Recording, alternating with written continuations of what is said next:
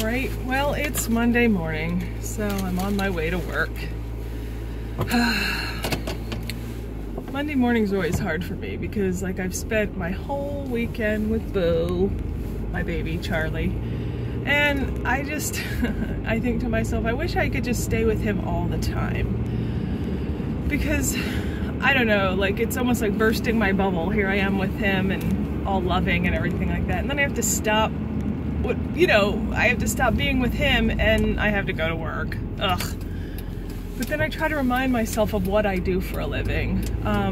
I work with 4- and 5-year-olds, and for some of them, going to school on Monday morning is not, this break from, all this excitement and stuff. Some of them going to school Monday morning is a return to predictability. They know they're going to get breakfast when they come home to school because we have universal breakfast. And they know that they're going to get lunch because we have universal lunch. And they know that even if we fuss at them, we still love them. And in our class, we have rest time, so they know that's a safe place to sleep.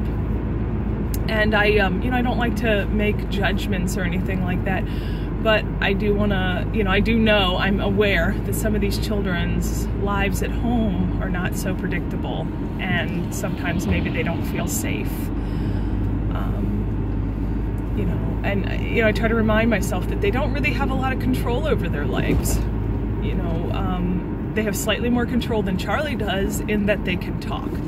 But just because they can talk doesn't necessarily mean that they can get the resources that they need. Either the resources aren't present in their home, or their parents don't have the emotional or financial or physical ability to get them what they need. There were times, especially when I was struggling so hard to conceive, that I thought to myself, why do these people keep having children? Why do these individuals that are so impoverished keep having children?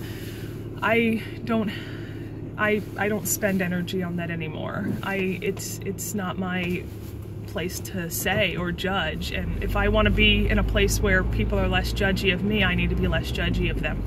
It's hard sometimes when I see children coming to school and they're not dressed appropriately for the weather, or they're hungry. We've got kids that hover around the breakfast tray waiting for us to say, well, so-and-so doesn't seem like they're going to be here today, so let's go ahead and share.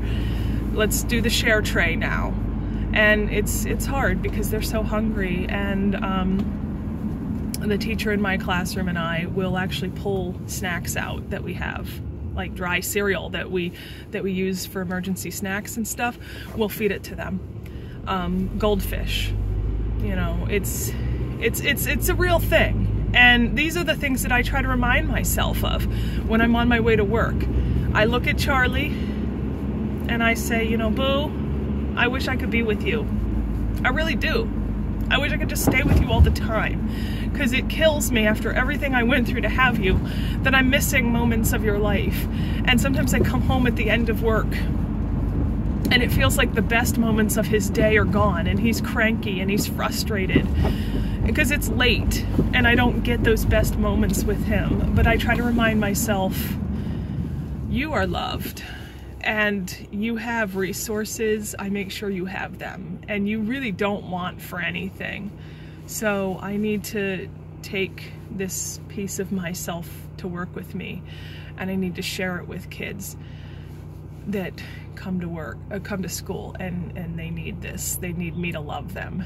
They need me to be there and let them know that they're safe, and to provide them with food and sometimes clothes. I can't tell you how many clothes we go through. We're in a critical need for underwear, and it's not just my class, my little ones. I'm aware that 5th grade needs underwear too. Especially those girls, sometimes they have sudden needs in school, and they can't nobody can get a hold of anybody to bring them some new clothes. So the nurse ends up having to provide them with some stuff. This is just the reality of working in a Title I school. And I try to remind myself that when the days get really hard, I try to remind myself that if nobody wants to work in these schools, if everybody keeps trying to jump ship and go where it's easier, then it doesn't get easier for these kids. And maybe not all of them are going to appreciate it. And the kids, and especially the older ones, they yell at their teachers, and the parents don't appreciate us. But I have to believe somewhere down the line, somebody's going to look back and be like, but I always knew I'd get 2 meals and feel safe at school. Even though I didn't want to be there with people telling me what to do, and I have to do homework, and I have to learn, oh goodness. I came to school because I knew that I was going to eat. And when I was little, I knew I was going to be able to lay down and take a nap without noise or chaos in the background. I think that's where I'm going with that.